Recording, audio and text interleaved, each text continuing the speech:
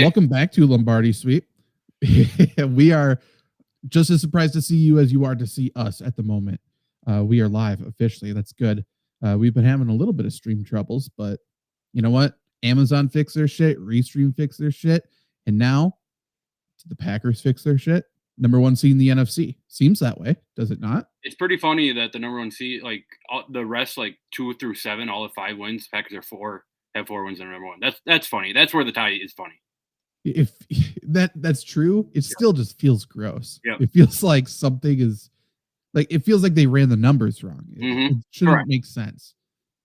I don't know. The tie should do something different than it does, which it doesn't do anything, and that makes sense, but is what it is. Packers, though, week 8. Again, we have a long road ahead. We are almost to the midpoint of the season. Packers bye is already in the rearview mirror. Injury report maintains. Many players will go through that in a little bit, but Sunday Night Football this week. If you are somehow living under a rock, Packers play the Steelers in Pittsburgh. Aaron Rodgers. Packers have never beat the Steelers in Pittsburgh since 1970. So bit of a streak going here. And so there's historic things going on for the Packers if they get a win.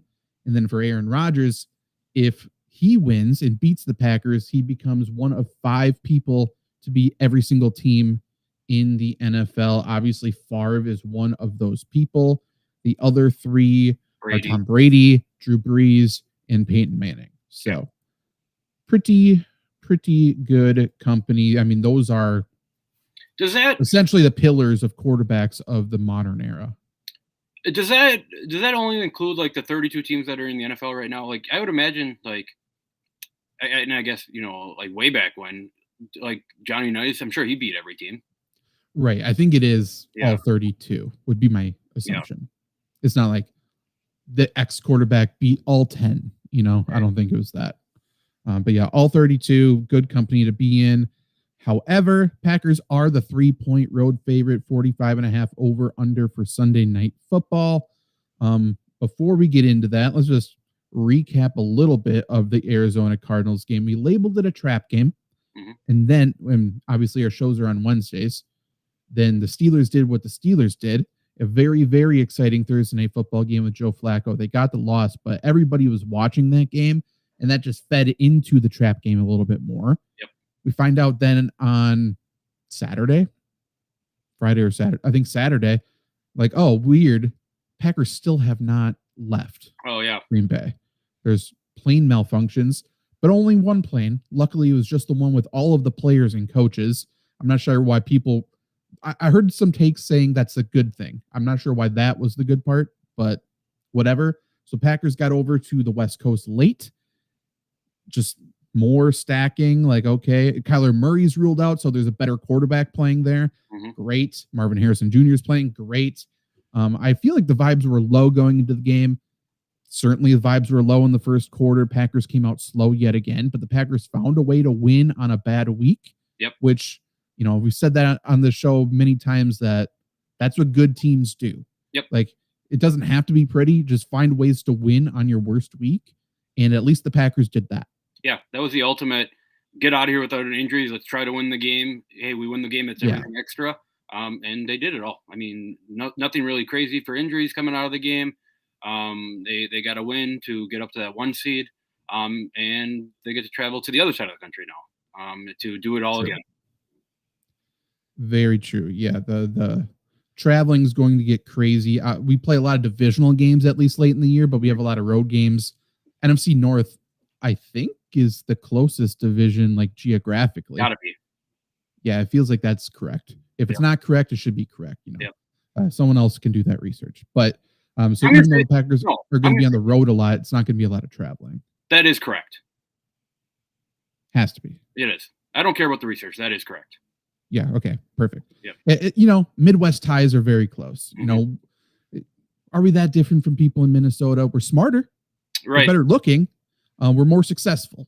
Yep. But in terms of blood, DNA, pretty close. A little better accent. Of course. Yes. Their accent's a little... Hockey. I'm not going to say fake. Hockey-ish. Canadian. Canadian. Yeah. It's... it's not cool enough to be on Letterkenny, but it's weird enough to be like, you could stand in on that 70s show and not be that weird, I suppose. Yeah. But even on that 70s show, when they had a Canadian come into town, you could tell. Yeah, when they went to Canada. That all-time TV episode is them going to Canada. Of course, yeah. Leo confronting the people at the border. Great. Yeah. Great stuff. But yeah, Packers found a way to win. And to your point, I didn't even think about that, but yeah, we escaped without injuries. That's great. Feels like the first time all year. Probably. Yeah. And that does feel like the week where we would get injured, right? Correct. Like, okay, we're playing a team that we have no business playing close and it doesn't really matter. And then we get, a fluke injury. But no, we're good. Yeah, it feels like a week where like a Quay Walker goes down with an injury and kind of handicaps us the rest of the year. 100%. But that wasn't the case. However, there was plenty of struggles. Packers run game continues to not really get going. Much of that is because of the offensive line. I literally just watched the game, and the way the Cardinals played the Packers is a similar way to how the Steelers are going to play the Packers, in my opinion. They just create one-on-one matchups across the defensive line. Mm-hmm. It just brings everybody up, and they're just saying, hey, we think our one guy is better than your one guy. Same as Vikings. And it's true. Yeah. We put a decent amount of, we put a lot of money in this offensive line minus, Rasheed Walker. And Jordan Morgan, draft capital is invested in him. So we should be much better. And I'm not exaggerating when I'm saying I don't believe in us to win a single one-on-one matchup anywhere. And that's sort of the issue right now. There was even plays where LaFleur called it perfectly. Defense fell into the trap perfectly. It was schemed up so damn well, and we just couldn't make the simple play. Yeah. And on top of that, it's such a heavy zone running scheme, which I like for the most part, but that just shows the confidence in terms of we're not letting our offensive line get on the move. We're not trying to out-trick anybody. We're just sort of like, hey, let's just step in one direction. Let's hope Josh Jacobs can make a person miss. And he has a lot. It still hasn't resulted in much. Right. I think that was going to be credit to Josh Jacobs, who's really kind of made this run game go as much as it has. We talked about it, I think, to start the year, where I mentioned, I think Josh Jacobs is, Mike Parsons on the team now. Josh Jacobs is certainly a top 3 player on this team. How he can carry a run game really without great offensive line play. He's a guy who really all he does is scores touchdowns. So to give the Packers any sort of run game, I think Josh Jacobs, he gets a lot of credit. He doesn't get enough credit for being the guy to really, keep the idea that LaFleur always has a really strong run game, right? Yeah, I completely agree. And I've been on Packers Twitter a lot today, not responding. I've been showcasing self-restraint and really diving into the stoicism concepts that I'm practicing at the moment. I like that. Thank you. It's Aaron Rodgers week, so I'm doing everything in honor of him. A lot of misinformation and a lot of just batshit crazy ideas in Packers sphere right now. We can get into more when we talk about wide receivers. But I just want to make sure it's very clear. I'm just trying to educate people. I don't even want to argue anymore. Whenever there's going to be a turning point in the season, most likely where people really start to get upset about the running game. Yep. I just want to make sure it's very clear that Josh Jacobs isn't to blame. I just don't want it to be like, oh, should have been Aaron Jones. Oh, which I love Aaron Jones. But, Josh Jacobs needs to get it going. We're putting all this money on him, and he's not. It's definitely not him. Correct. For sure not him. They're asking him, and he's still also doing some things where it doesn't really fit his skill set. He should be doing things a little bit differently. We should have a speedster to go on the outside. He shouldn't be running all these outside zones. Mm-hmm. However, he is playing phenomenally. Pretty much all yards created are based on him. Right. On top of not being 100% all year. True. Which is certainly a worry with an early bye week. We'll see what happens later. But yes, Packers won the game. Hard fought game. Exactly what we thought. Physical game with Arizona defensive line and offensive line. They ran the ball okay. They just knew where to go with the ball. Packers pass rush really didn't do a ton to start, but Micah Parsons certainly won that game for Green Bay down the stretch. When is the last time you've seen a Packers defensive player win a game?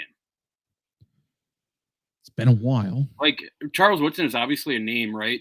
But playing with Aaron Rodgers, it's hard to say that, Charles Woodson was the sole reason we won. Like, it almost feels like back to Reggie White days. And I know that's what you bring in. Clay Matthews. Yeah, you bring in like Micah Parsons. Everyone's like, oh, Mealy. Now we have our Reggie White, which is a stretch it, right? Reggie White's probably a top 3 football player of all time. And you bring, but to the point that we've kind of been hammering since we've been doing the show is you bring in these superstars, and these superstars win games for you. And that's, Micah Parsons just took over that second half of that fourth quarter. Last week, which was incredible to see.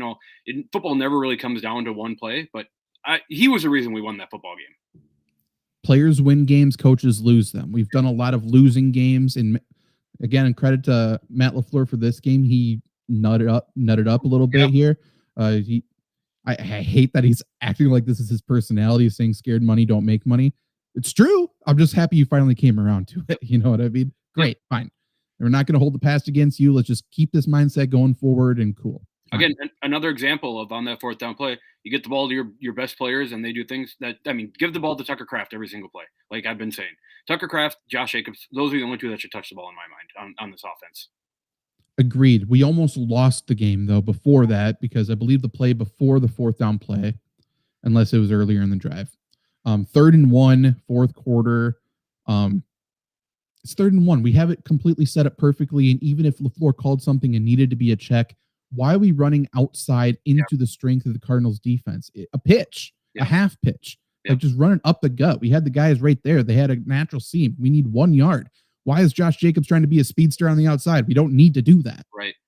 Yeah. That's the point. It's obvious, right? That right. You have to expose the outside a little bit, right? If you kind of want to get that inside run game going, but that outside run game hasn't really been working. The Packers need a fullback in this offense, man. They need a lead block when Aaron Banks not getting pushed. We need someone to just lower their head and just run straight into the backs of these guards and centers and try to get some push. We need a fullback and we need a speedster. Yep. We have one on roster for speedster. It's just we're unsure if he's still alive, and that's Marshawn Lloyd.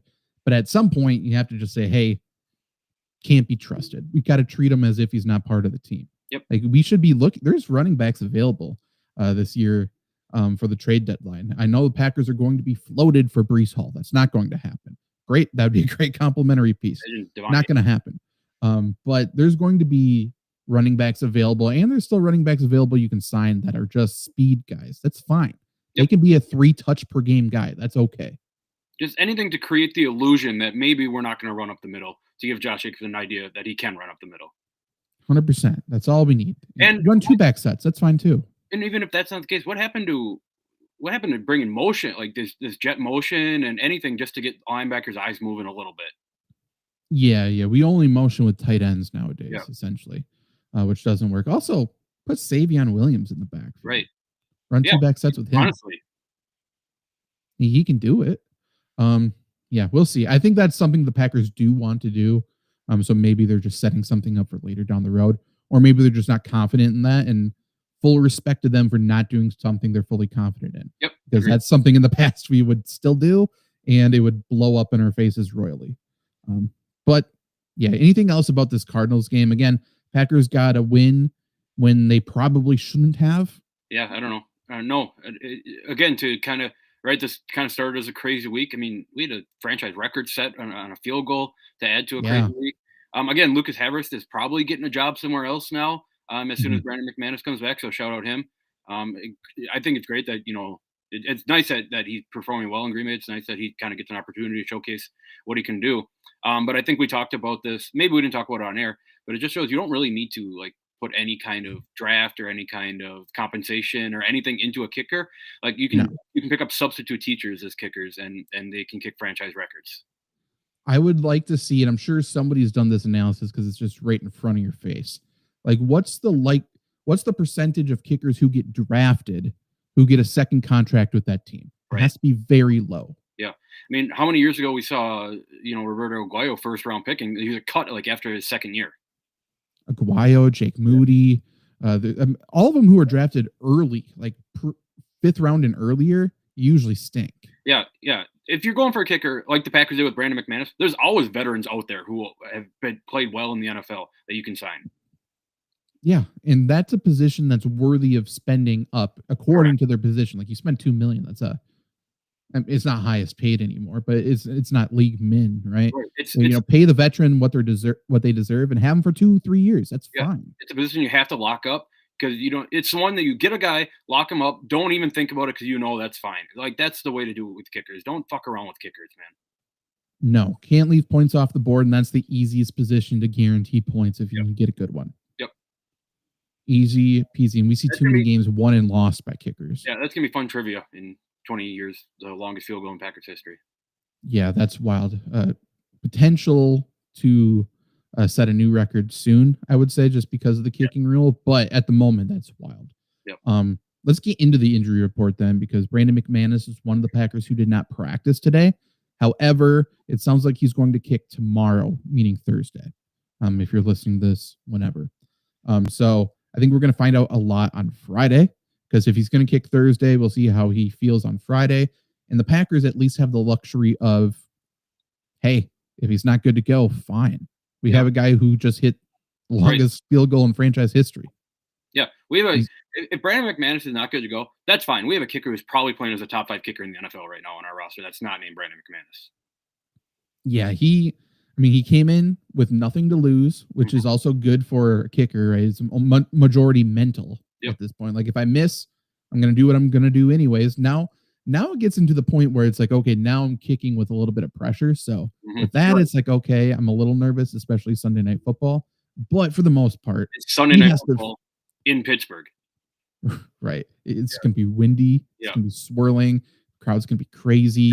Aaron Rodgers is over there. Yep. Lot of stuff. Chris Boswell, just incredibly underrated kicker, but that's for a different conversation. Yeah, to be even considered among the top kickers while kicking there is stupid. Yep. Crazy. But yeah, I can't even remember his name. What's his name? Our kicker? Lucas Havrisk. Havrisk. Like, goalpost have to be looking a little bit wider for him right now. So it'd be great. It's fine if McManus can't go, but McManus is going to be kicking on Thursday. The other two people who did not practice today is Lucas Van Ness is still not practicing with a foot. Certainly seems like he's trending towards not playing. And then the other one is Dontavian Wicks with a calf injury. However, Christian Watson came out today and said he plans to play this week. Okay.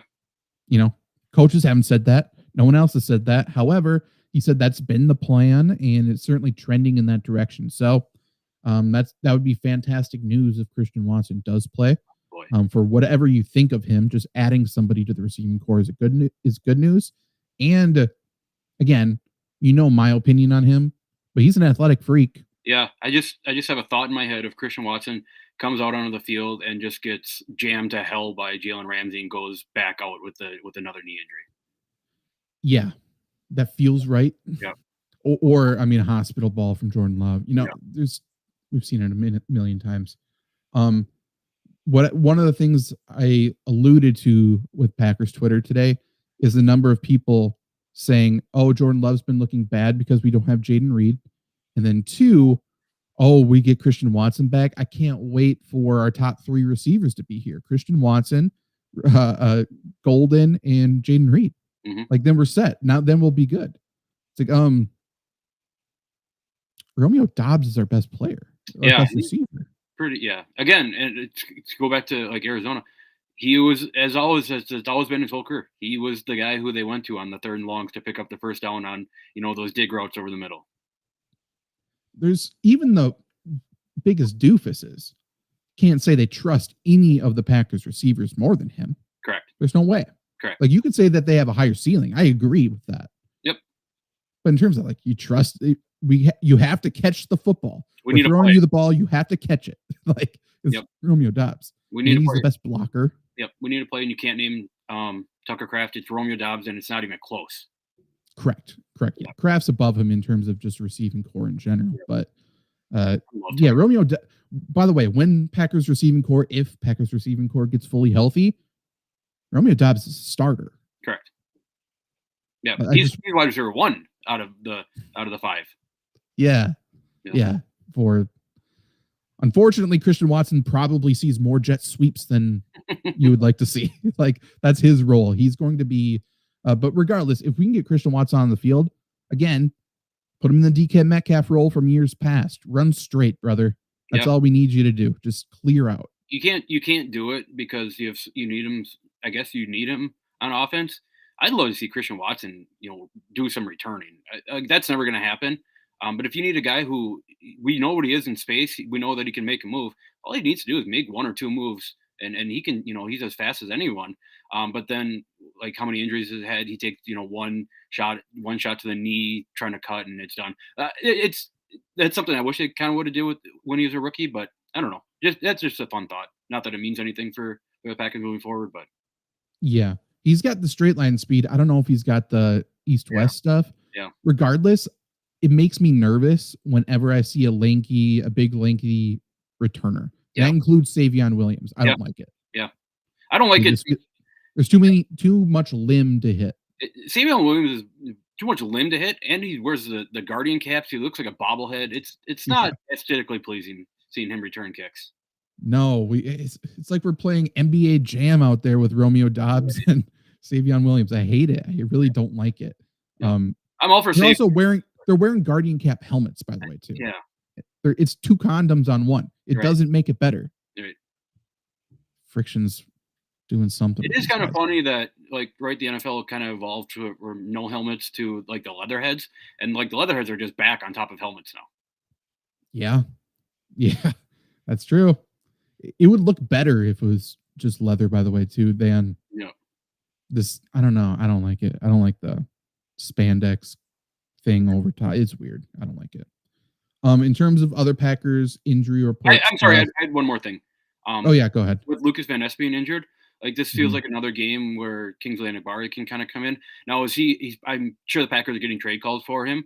So if he can go out and here, I'm not getting time here, let me put on a career game and try to get something, I'm all for that. If I would rather keep Kingsley Enagbare on the team, but as for him as a player, let's put on a performance here and try to get me to a different location where I can actually, show what I can do. So if Packers can get that would be awesome.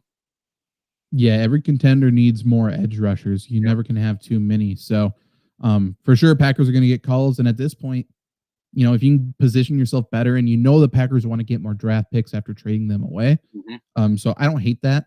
But yeah, if he can showcase himself in prime time, that would be great. Again, I would rather keep the Chiefs want an edge rusher. The Cowboys do. Yeah, I would rather keep him on the team. But if that's I'm sure that's a thought. For sure. Completely agree on both sides of that. Limited for the Packers, Aaron Banks with a groin, Belton with an ankle, Hobbs with a knee, Jacobs with a calf, Xavier McKinney with an ankle and knee, Zach Tom with a back, Christian Watson with a knee, but like I said, he plans to go. Evan Williams with a back and Devontae Wyatt with a knee. All those limited. I would be highly surprised if any of them miss. And then for the Steelers, they are healthy. So Kelvin Austin III had that shoulder injury. He was a full participant today. And then the players who did not practice were all, or both rather, it was just because of rest, and that's TJ Watt and Cameron Hayward. So Steelers are healthy, unfortunately. The one that should stick out that makes me nervous is Nate Hobbs with the knee injury, because I'm sure he sees the DK Metcalf matchup, right? DK Metcalf is probably 5 inches, 100 pounds heavier than Keyshawn Nixon. So Nate Hobbs is going to have to play the physical role against DK Metcalf. So that scares me a little bit. We know that DK can go for 75 yards and a touchdown on any single play of the game. So I wouldn't be surprised if see, maybe even multiple of them this week, or at least tries for DK Metcalf long balls. Yeah, I agree. And you have to play physical with DK off the line of scrimmage. So whatever you have to do, hit him. Yeah, it might even be a strategy to just start chipping at him right away and try to, get you and him ejected from this game. Honestly, if you can do that, that would be fantastic. Just do the Marshawn Mike Evans thing. Yeah, true. Yeah, DK is they're probably going to try to do a deep shot to him. I can only assume Rodgers feels a little bit more confident in that after that Hail Mary throw that he did, which was insane to see. Still got it.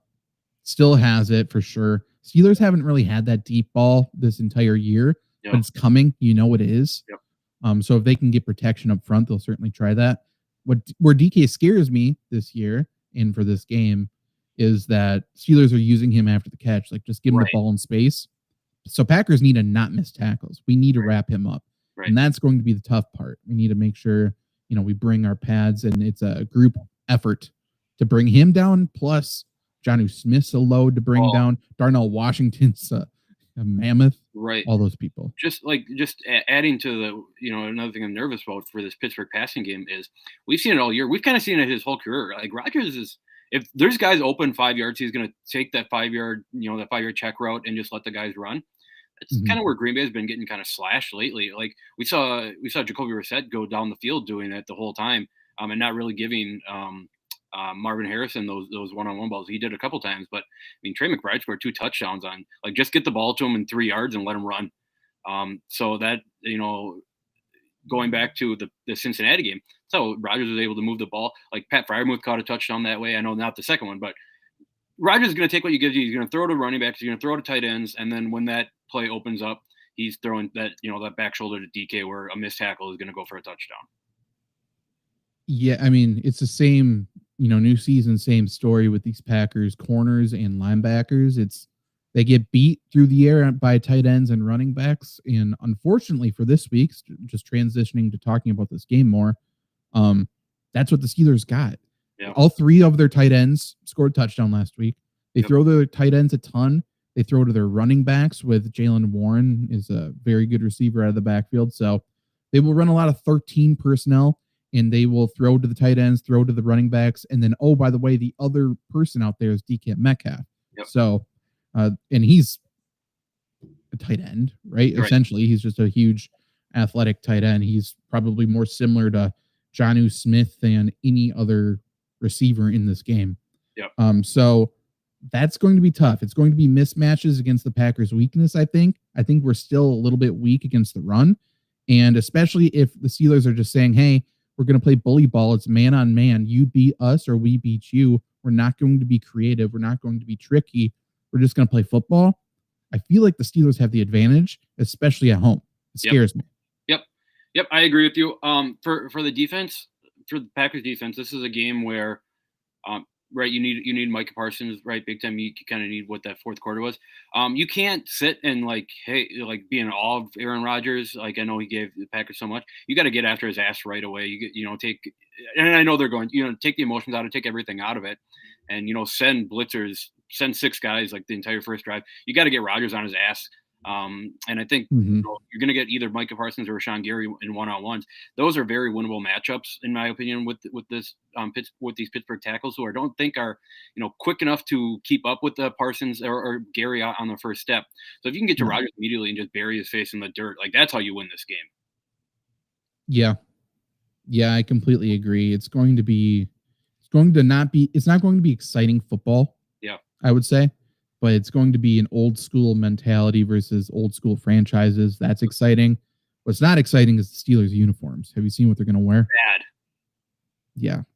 Yeah. 2 iconic franchises, 2 iconic jerseys. Hey, let's put the Steelers in yellow and gold. I'm all for retro jerseys and preserving the history and stuff. But I talked about this when the Packers did their whiteouts.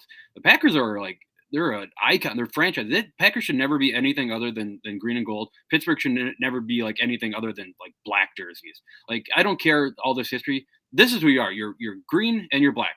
That's what Green Bay and Pittsburgh are. And then you're gonna hate. Do you know what the Packers are wearing? Are they not wearing their whites? All white. It's gonna be the whiteout again. Bad. They have to, because I'm not sure if this goes into any thought with the Steelers. But if I'm them, I'm thinking, hey, Jordan Love is prone to mistakes anyways. Let's put a yellow helmet on and see what he does. Yeah. That's what it feels like to me. Yeah. So, Packers can't go in there with a yellow helmet. They have to go full white. So, yeah, that sucks. We'll see. It sucks because when you think of helmets, you think of the silver Dallas Cowboys star. You think of Pittsburgh with the one logo on the side, and then you think of Green Bay with gold helmets. Completely agree. And the number of highlights that we will get from this game of Aaron Rodgers for the rest of time. It's going to be his only time ever playing the Packers. Yep. I would assume. Yes. And he's going to be in those jerseys. Yep. I will say, as a Rodgers fan, like Rodgers has to win this game to be in that company that you mentioned with the quarterbacks. As a Packer fan, you cannot let Rodgers be in that company. No, that's why last week was a trap game. Everybody knows the stakes of this game. Yep. Everyone is like, this is the biggest deal.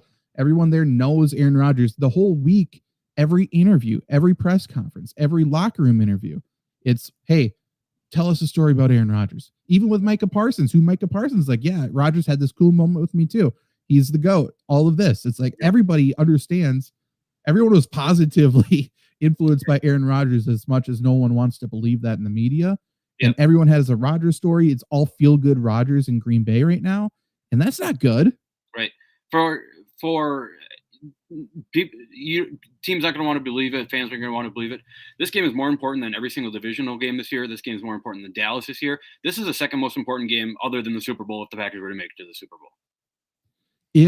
Let's go through both scenarios. If the Packers go into Pittsburgh and beat Aaron Rodgers. Incredible.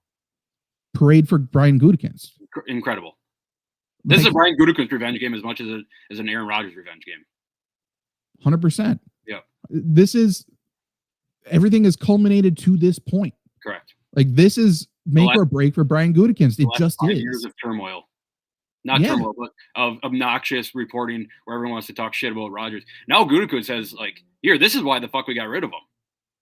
Exactly. Yeah. It's our guy. This is the guy I hitched my wagon to versus the future Hall of Famer who unfortunately won back-to-back MVPs when I tried to kick him out of town. Yep. Not to the same degree, but when Thompson got rid of Favre in favor of Rodgers, Green Bay lost that first game to Favre. I think they lost both games to Favre. Like that needs to flip this time.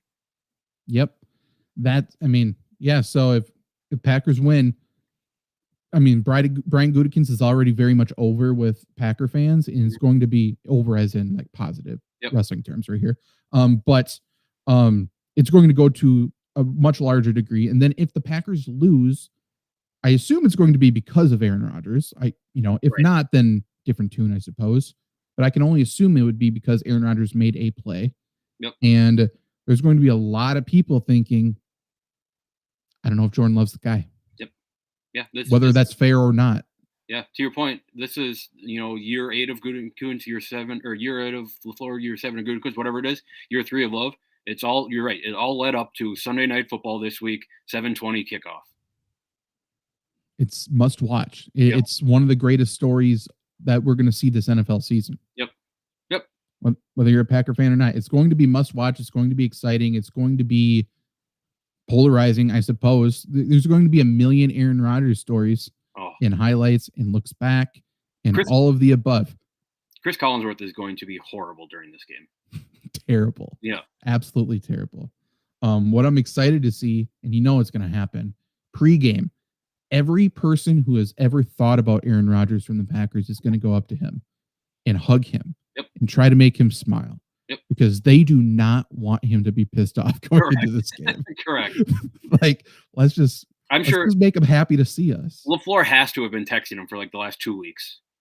Everybody, every teammate, the training staff, everybody, equipment managers, they have to go up to him. What is kind of interesting is on this Packers team, I guess maybe outside of Jordan Love, right? Because they were together for 3 years in that quarterback room. There's not really much, me and Rodgers are friends. Like the whole Thompson thing is out. Everyone who's on this team, I guess maybe Christian Watson, maybe Romeo Doubs. But even like Tucker, like Josh Jacobs is nothing with Rodgers. There's no like, oh yeah, we played, we went to war together. Like this shouldn't be like, oh, this, I love this guy. No, this should be like, let's get after his ass and get him into the ground. Again, maybe other than Jordan Love.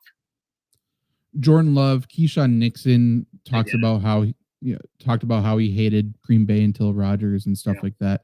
Elton Jenkins, obviously, but whatever. One thing that stood out to me, John Kuhn was talking about this game, and he talked about Rashawn Gary. He's like, Rashawn Gary's going to go and hit him, but he's going to make sure he doesn't hit him too hard. Like he's going to try to make sure he doesn't get hurt. And it's like, oh, if that's even a considered thought in his mind, he's fucked. Like, I wish you think Rodgers is going to say that? Let's go down so he gets a sack. It's not Brett Favre. I hate the guy. I wish we had Ndamukong Suh for this game. Oh, for sure. Yeah. That's a real thought. You should bring him in. Have him on the sideline. Right. Which is it's exciting. That's my point. What's exciting about Parsons, there's no emotional connection. Like Parsons didn't go and shove his ass right in the dirt and talk shit to him on the way up without any thought of like, oh, this guy gave me a living. No, go and play fucking football and kill his ass. Have to. Yeah. Have to. We'll see what happens, but yeah, that can't even. Yeah, there's two thoughts. One, no one should go up to him before the game. Correct. He's just another opponent, but you just don't want to piss him off because Rodgers does that thing where it's like he finds ways to get angry and stack chips. And if no one goes up to him, or if one person we thought was going to go up to him, he'll be like, I text Keyshawn Nixon all the time. He was my friend. I made him feel welcome. We used to hug all the time, apparently. And he wouldn't even come up to me before the game. Fuck this dude. I'm going to roast him. And then he's going to, throw Jonnu Smith a jump ball against him. Right. So it's a dangerous game. It's fun. It's going to be really fun football to watch. Yeah. Yeah. I also love shout out Matt Schneidman, who I love. Just posting a bunch of good content on Twitter lately. Talking about, he posted a picture today with Hafley and Gutekunst and LaFleur, and it was just Gutekunst and LaFleur telling Hafley all about the quarterback or whatever, like giving him the inside tips and stuff. That's just Schneidman being a dumbass, I'm sure. Yeah. If that's even a considered thing that LaFleur and them are thinking, right, that's scary. Right. Because if you think you know half the amount of football that Rodgers knows, you're in trouble. Correct. Yeah, this is a very interesting game. As I think we're kind of in the same mindset here as Packer fans. Packers are the number one team. Rodgers is like the number one athlete, maybe even person. I've always said that Aaron Rodgers is my favorite person on earth who's not family or friend. I wish I wasn't a Packers fan or Rodgers fan for this game because it's going to be appointment TV. This is going to be very stressful. It's going to be very emotional as a fan. And this is why fans are so funny because I have nothing to do with this game. I am fully invested. This is a very emotional game. It's going to be very fun to watch. And Jacob in the chat, I think, is very much the same mindset as us. He says, go Pack, go. He also says the only game I will ever be okay with losing is, he says, his heart says Pittsburgh 38-30. But my brain tells me this is going to be a bad night for Pittsburgh's offensive line, which it should be. They have not been playing great. Packers will win 31-17. He's a Packers fan. Rodgers is the best quarterback of all time when you take rings out of the question. I mean, doesn't rings whatever. He's the best quarterback of all time. Is he the greatest? No.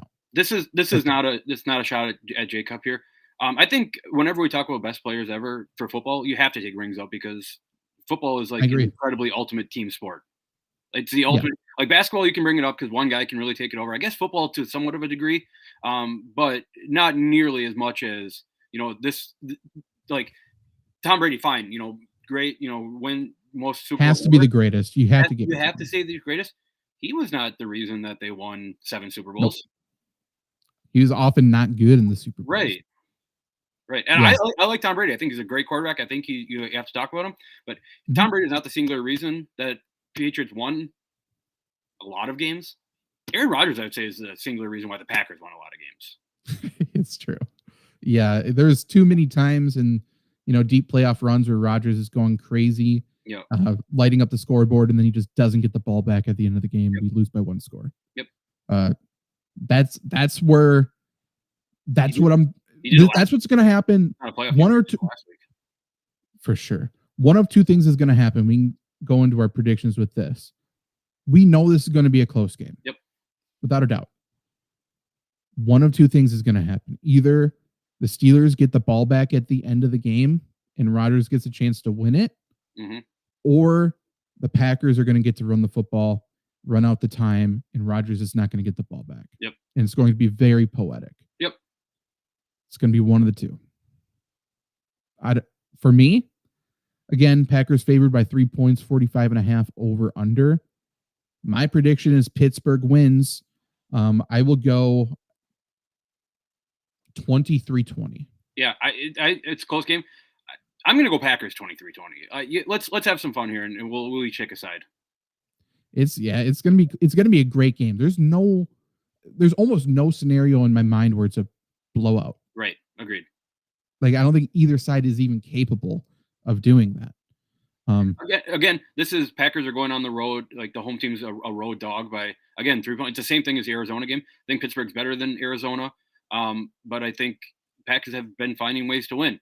Again, they haven't been blowing teams out. They've been, the Packers let teams hang around, but teams have kind of let the Packers hang around too, and they've been able to win games. I think it's a very similar thing. To your point, if this comes down to like the Rodgers Hail Mary, the Roger Goodell is going to cream himself. Yeah, for sure. Well, Chris Collinsworth will too. Yeah. Unfortunately. Jacob says Perk Rodgers is final form of quarterback. 100% agree. He wants to know if he's back on the perks though, because his eyes are glossy. I swear. I feel like that's just his state of mind at this point. Yeah, it's kind of turned into whatever. I don't care. He doesn't care. He's reached his final form. Yeah. It's very funny. Perk Rodgers is funny as a Rodgers lover, going on Rogan saying, "Yeah, I played on Oxy and Perks my entire career." That's very funny. Which every single player in NFL history has. I don't know why it's a big deal when Rodgers says it, but true. I mean, that the second half comeback versus the Bears, where he had a Southern accent after the game, it's the greatest thing. It's the lowest I've ever of all time. Yes. Shout out. Who's our guy? Geronimo Allison. Big game in that one. Love Geronimo Allison. True. Very true. Honestly, the whole Packers crew should come back for this game. Mm-hmm. I would love to have a pregame show, just have them all there. Yeah, Bakhtiari's there. Has to be. Yeah. He has to be there. Bakhtiari should come out. I mean, what he should do is they should have him come out at the end of the first quarter, like music hits, he comes out, he has like a big trench coat on. Yeah. And then he has to, he's already said he wants the Packers to win, wants Rodgers to play really well. Yep. But if he could take off the coat and it's a Steelers Rodgers jersey, it would be the biggest pop of all time. Right. It would be very funny. Yeah. That's what they should do. Yeah, I imagine Jordy and Randall, and maybe not Jordy, but Randall Cobb, I imagine I would guess he might be there. There's guys. Cobb should be there. Yeah. Jacob says, "Give me Jordy in a cowboy hat."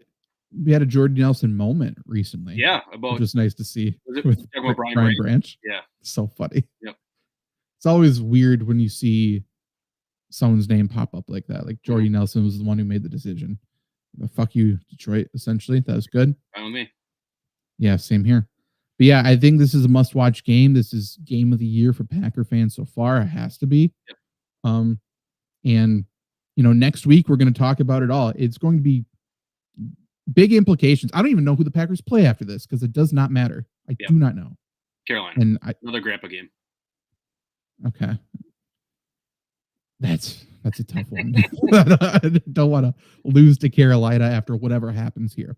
But this is going to be a physical game. This is another one where in reality, this game should not matter. Correct. It's an AFC game. Right. It does not matter. So if we can escape healthy, great. This is going to be such a physical football game. Yeah. Neither team's going to escape healthy. Correct. That's fine. I think that's fine. It's not fine is right because both these teams are contenders going to win a Super Bowl. In terms of just football entertainment, this is a gladiator battle, man. This is games where we're gonna have multiple stops for injuries. Guys are gonna be huffing and puffing. I hope this game goes like OT, like it comes down to not a tie, but like seconds before OT ends. This is what you throw the Romans into the Colosseum against like lions and the Greeks and shit. This is football, man. Yeah, it's going to be physical on both sides. I mean, both sides are going to use a lot of tight ends. We're going to see 13 personnel from Pittsburgh. We're going to see a lot of 12 from Green Bay. It's going to be a lot of just man-on-man blocking. Like I said, Arizona kind of gave everyone the tape last week. Other teams have done it as well. But the Steelers, as bad as they have been on defense, I would not expect that this game. Right. I just wouldn't. I think everyone rises to the occasion of Sunday night for Rodgers Bowl. And they had extra time to prepare and get healthy as well. But it's just man on man. And do you expect TJ Watt to beat Zach Tom? Because I do. Everything. So that's right. And that's fine. And Packers would say, hey, we think Zach Tom's going to win. And that's good too. It's just going to be one-on-ones across the board for much of the night. And we'll see what Green Bay can do. Because that just means, hey, someone's going to be open and Jordan Love's going to have to deliver the ball, or Josh Jacobs is going to have to hit the fucking hole hard and run the football down their throat. Yeah. That's the key. we could probably do like a 3-hour show just on this game alone. But with TJ Watt on, you imagine Zach Tom. I don't know how big of a role Tucker Kraft has in the receiving game because he's going to have to stay in and just at least chip, stay in to block a little bit. I imagine we probably see a lot more Chris Brooks than we've seen in the past, just to give Love that extra second. So I don't necessarily know that Packers are going to ever be able to, drop back and set up a deep shot. It feels like these two defenses, I think Packers defense is a little bit better than Pittsburgh defense, but they play similar football in this game where I think the offense just has to take what that defense gives them and hope something opens up. Yeah, I agree. And Packers have been using a lot of two tight end on the same side as well. Another great Packers Twitter take from the past few days is that Luke Musgrave is really, really bad at blocking. So, not true. He's very good at blocking. Packers probably should trade him, but he's actually very much important to this offense. If they can, make him the one chipping on TJ Watt and let Tucker Kraft get the ball. Yep. Because clearly Tucker Kraft, after the catch, is the greatest tight end in the league. He's the best player on this offense. Yeah. Give him the ball in space, and he's just going to run people over, which is great to see. And Pittsburgh hasn't been good tackling either. Yep. Tucker Kraft is what everyone said Robert Tonyan was. Yeah, pretty much. I mean, Tucker Kraft is just... He's a bowling ball. He's George Kittle. Yeah. George Kittle's a better blocker, but... Yeah. Anything else before we get out of here? I don't know, man. I'm pumped up for this game. I like, again, I think that we could probably talk from now until the game starts about this game and talk about new points every single time.